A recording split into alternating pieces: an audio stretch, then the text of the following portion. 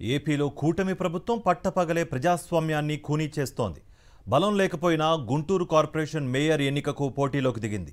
వైఎస్ఆర్సీపీ కార్పొరేటర్లను బెదిరించి భయపెట్టి సంతలో పశువుల్లా కొనుగోలు చేస్తోంది చంద్రబాబు సారథ్యంలోని ఎల్లో బ్యాచ్.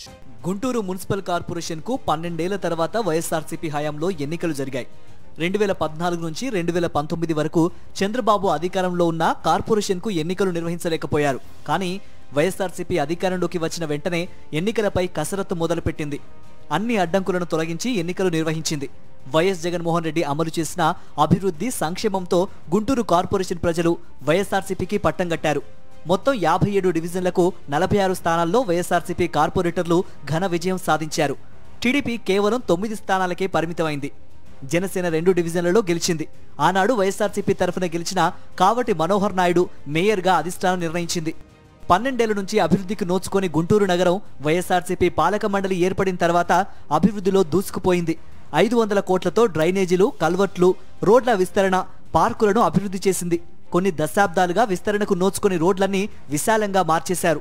కూటమి ప్రభుత్వం అధికారంలోకి వచ్చినప్పటి నుంచి మేయర్ పీఠంపై కన్నేశారు టీడీపీ, జనసేన నాయకులు. అప్పటి నుంచి మేయర్ పదవి కోసం ఎన్నో కుట్రలు, కుతంత్రాలు చేశారు. సార్వత్రిక ఎన్నికల సమయంలో ఇప్పటి కేంద్ర మంత్రి పెమ్మసాని చంద్రశేఖర్ వైఎస్ఆర్సీపీ కార్పొరేటర్లను సంతలో పశువుల్లా కొనేశారు. స్టాండింగ్ కమిటీ ఎన్నికల సమయంలో కూడా వైఎస్ఆర్సీపీ కార్పొరేటర్లను ప్రలోభపెట్టి, భయపెట్టి కేసులు పెడతామని పోలీసులతో బెదిరించి అరాచకం సృష్టించారు. దీంతో కొంతమంది వైఎస్ఆర్సీపీ కార్పొరేటర్లు టీడీపీకి అనుకూలంగా ఓటేశారు. 4 ఏళ్ల నుంచి అసలు ఎన్నికలే పెట్టని స్టాండింగ్ కమిటీకి ఇప్పుడు ఎన్నికలు పెట్టి కూటమి అభ్యర్థి గెలిచారని ప్రకటించుకున్నారు. తరువాత పథకం ప్రకారం మేయర్ను దింపడానికి కుట్రలు పన్నారు కూటమి నేతలు. మేయర్ కావటి మనోహర్ నాయుడు ఛాంబర్కు తాళం వేసి సిబ్బందిని కూడా ఇవ్వకుండా అవమానించి వేధించారు. దీంతో మేయర్ మనోహర్ నాయుడు తన పదవికి రాజీనామా చేశారు. ఇప్పుడు ఆ పదవికి ఎన్నికల కమిషన్ నోటిఫికేషన్ జారీ చేసింది.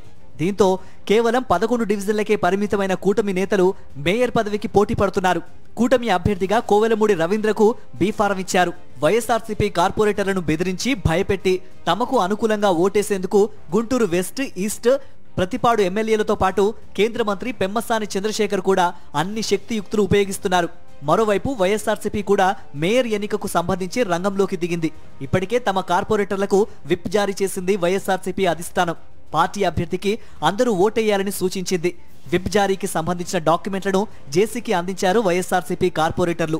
మా మేయర్ కంటెస్టెంట్ మేము చేస్తా ఉన్నాము, కానీ మా పార్టీ కార్పొరేటర్లని ప్రలోభాలకి లొంగ తీసుకొని వాళ్ళు క్యాంపు రాజకీయాలు చేస్తూ ఉన్నారు. అయినా కానీ తప్పకుండా మేము మా నాయకుల మాటలతో మేము ఖచ్చితంగా పోటీ చేస్తూ ఉన్నాము. ప్రజాస్వామ్యంలో ఎవరైనా పోటీ చేసే అధికారం ఉంది, కానీ మా కార్పొరేటర్ని వాళ్ళు బలవంతంగా తీసుకెళ్లిపోయి ప్రలోభాలకి లోన్ చేసి వాళ్ళు లొంగ తీసుకొని వాళ్ళు ఏదో గెలుద్దామని పంపం గడుపుతున్నారు. కానీ మా వైపు ధైర్యంగా ఉన్న కార్పొరేటర్లందరూ మాతోనే ఉన్నారు. గుంటూరులో 100 కోట్లతో చేపట్టిన అభివృద్ధి పనులను చూసి కూటమి నేతలు ఓర్వలేకపోతున్నారు. ప్రజాస్వామ్యాన్ని ఖూనీ చేసి అయినా సరే మేయర్ పీఠాన్ని దక్కించుకోవాలని కూటమి నేతలు కుట్రలు చేస్తున్నారు.